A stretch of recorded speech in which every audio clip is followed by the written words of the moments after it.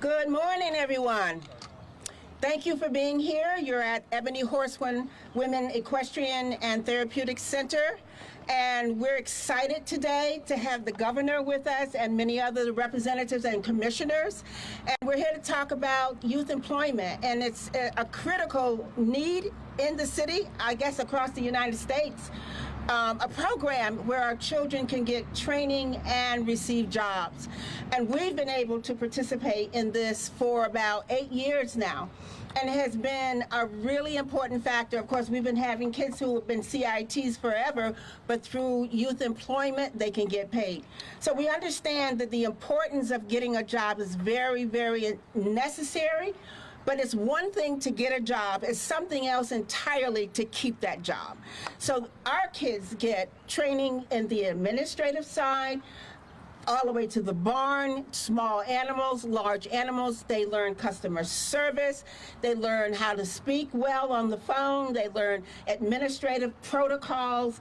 All of these kinds of skills are necessary to not so much to get the job, but to keep the job. So we are just absolutely thrilled that the governor and his commissioner have been providing this program for us so that our kids can get this training and get paid. So Governor, thank you so much. Commissioners, thank you so much for this. We hope for this program to stay and for many more children to go through the program and get these kind of critical skills, not only here, but across the city.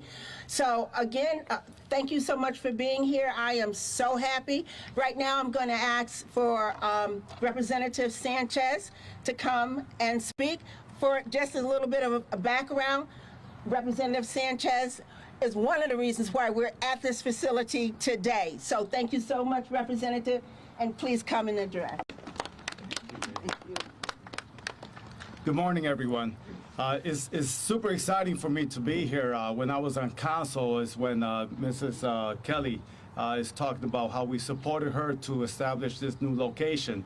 But the Ebony Horsewoman has been around for over 30 years. And we were fortunate enough to have them here in the city of Hartford to serve our community. This is a hidden gem. It's a hidden gem, and is the only therapeutic horse facility in the country, if I'm not mistaken, to address the issues of our young folks to come over here and understand what the horses are all about. The horses are a majestic animal that can help soften the minds of our children and young adults as well as adults. And now with this program, what the importance of it is not only that it's in our community, but it reaches out to all of our children, all of our young adults, and teaches them responsibility, builds character, and builds leadership. And this is what we're looking for. So, I support them completely, whether it's funding, whether it's coming here physically and helping them out to build out, and to continue forward for many years to come to serve our folks. Thank you.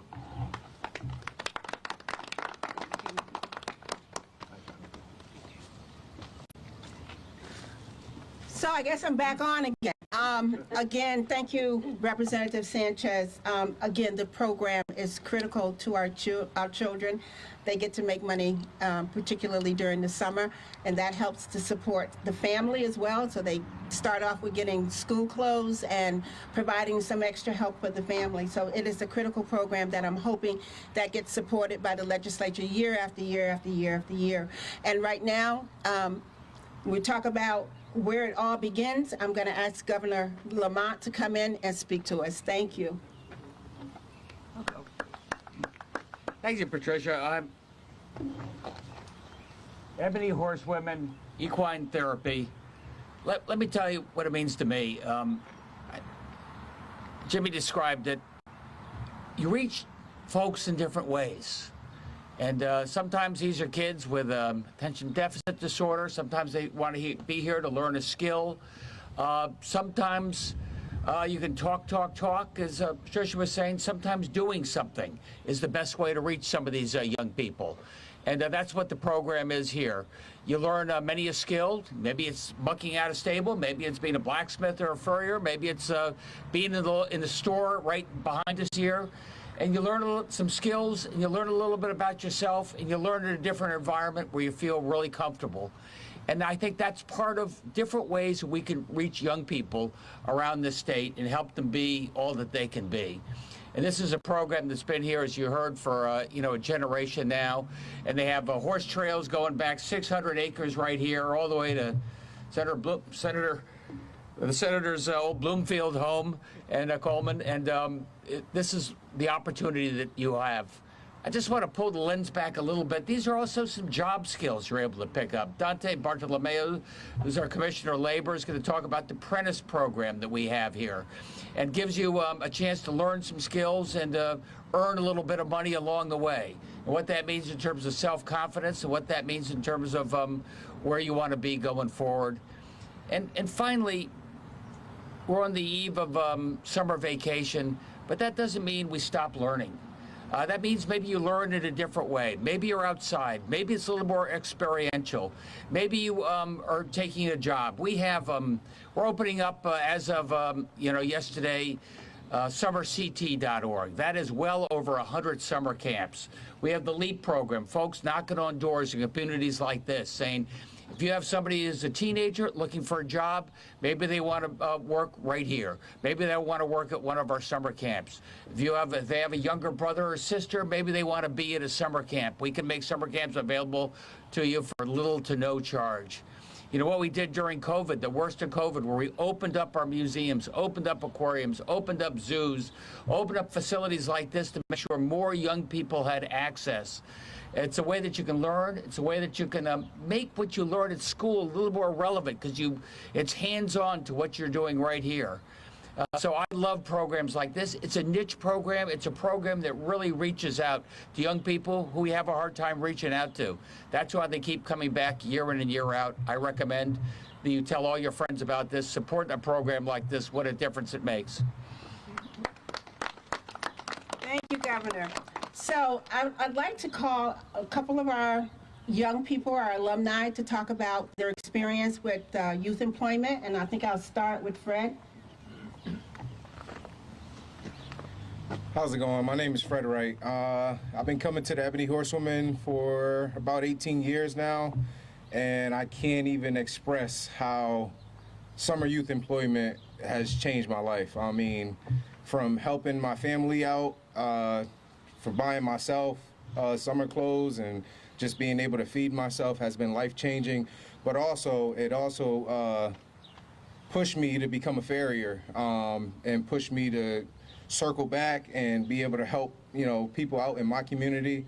I attended Cornell University. I've been a practicing farrier for about 5 years now, and I'm literally in the process of starting a school here at Ebony Horsewoman to teach other blacksmiths and people who are interested in the equine hoof care industry. It is a $126 billion industry, and I want as many people as I can get involved in it, involved with it. So, this has been an amazing experience. Thank you. You say hoof care is a $126 billion industry? The equine equestrian. Equine equestrian. So again, he's correct because the U.S. Horse industry is over $126 billion industry. Interesting enough, African American Latino people make up a significant part of that industry, but that's another thought for another day. So we have a young lady here who has had experience with us since the age of 5. And she went through many of the years, I think all of the years that we started the youth employment. And she's going to tell us a little bit about her experience. Princess? Hello everyone, my name is Princess. I've been at Ebony Horsewoman since I was 5 years old, so around like 15 years. It's been such a lovely experience for me. I've learned so much about leadership, integrity. I've been able to develop a lot of workplace skills such as like communication, teamwork. Currently right now I am in college. I go to Capital Community College in hopes of when I get older being a forensic scientist and being able to go out into the field and really get some work done from my community. During the summer, we work with a program called BHCA, which is Blue Hills Civic Association, and they work on empowering the youth to be able to go out into these communities and advocate for us and build a better and safe environment for everyone. And yeah. Thank You're welcome. Commissioner, please. Thank you. Well, thank you, Mrs. Kelly. I have to say that this is probably the model experience that's been described to you. That is exactly why the Connecticut Department of Labor enjoys very much administering the youth employment program. I am so grateful to Governor Lamont and to our legislature for continuing year after year to put significant funding into this Connecticut youth employment program. I want to call out to my former colleagues, former senator and current judge Eric Coleman for his work in the past on this as well. This program, the youth employment program, it's often referred to as a summer youth program, but it does go year round. It only is more well attended during the summer because obviously that's when a lot of kids have the availability to attend, but it's an opportunity year round. The youth employment program is funded by the state in order to be able to supplement and subsidize the wages for an employer.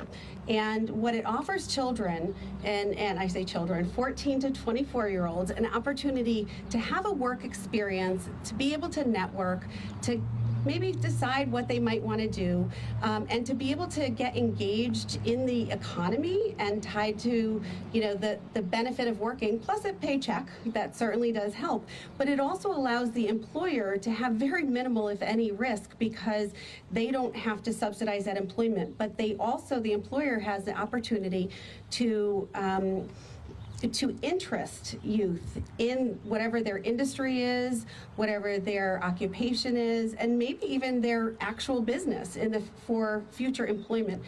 We have the state of Connecticut right now is able to subsidize, or has been subsidizing, about 2,570 youth, which is what we had in 2022.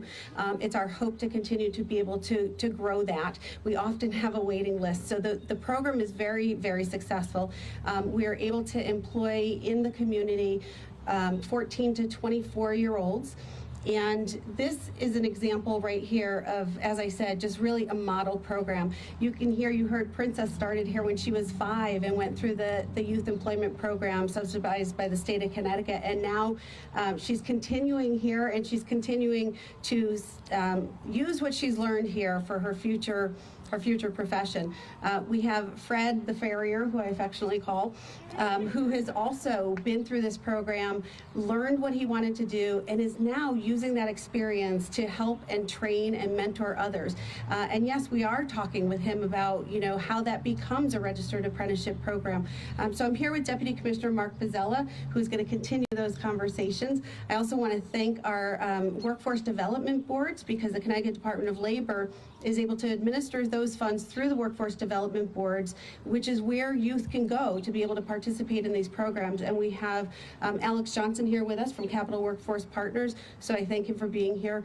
And most importantly, I really want to thank Governor Lamont. Governor Lamont has made workforce development a priority for the state of Connecticut and youth employment a priority for the state of Connecticut.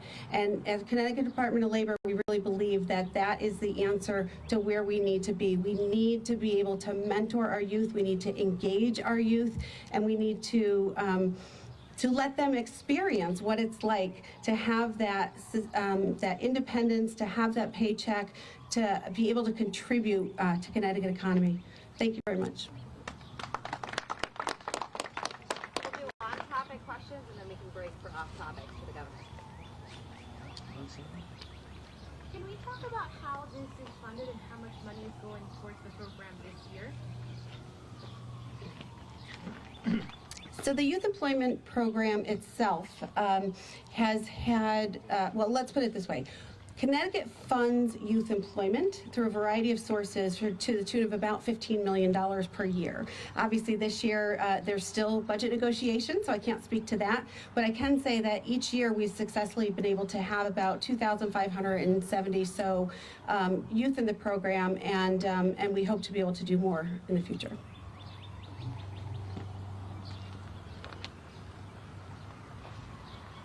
Alex, do you want to answer what we're trying to do? Good afternoon, everyone. I'm Alex Johnson. I'm President and CEO of Capital Workforce Partners. Capital Workforce Partners is the workforce development board for the greater Hartford area, and we're really proud and pleased to be a partner with the Department of Labor to implement the Summer Youth Employment and Learning Program. And I think a lot has been said in terms of the value of enabling young people to have an opportunity to earn some money in the summer and at the same time learn during the summer. And as we've talked about this 70 Horsemen's program, young people have learned workplace experiences, they're learning customer service skills, they're learning a variety of skills that enable them to transition as they mature as adults. And we're really pleased and fortunate with the support of our governor that, you know, he has recommended and increased the funding for the summer program. So thank you, Governor, for that commitment. And I just want to, you know, note a couple of things. As Commissioner Dante mentioned, we supported about 2,500 young people this past summer. But we had 9,000 young people applying for these opportunities. So being able to provide more resources enables us to support more people within our community. And I'm also saying that to say, for young people who are in your listening audience or parents who are in your listening audience, I encourage them to apply for the summer program. These jobs are going to be limited. You know, Capital Workforce Partners envisions that we're going to be able to support about 1,400 young people across our region this upcoming summer.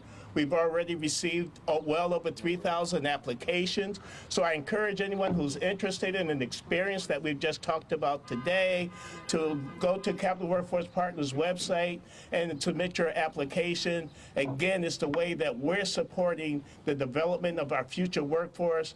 I'm happy to be here in support of this effort. I thank you, Governor, for your commitment, Dante, for your continued commitment and support to this effort. And again, I think we're providing meaningful opportunities for our community. Thank you. I just want to mention that you can go to the Department of Labor's website to be able to link to the American Job Centers and the Workforce Development Boards for this program, so that there are 5 comprehensive American Job Centers throughout the state, and each one of those is able to link children and their parents with this program. I have another question. You just mentioned that this year it'll be 1,400 jobs or so.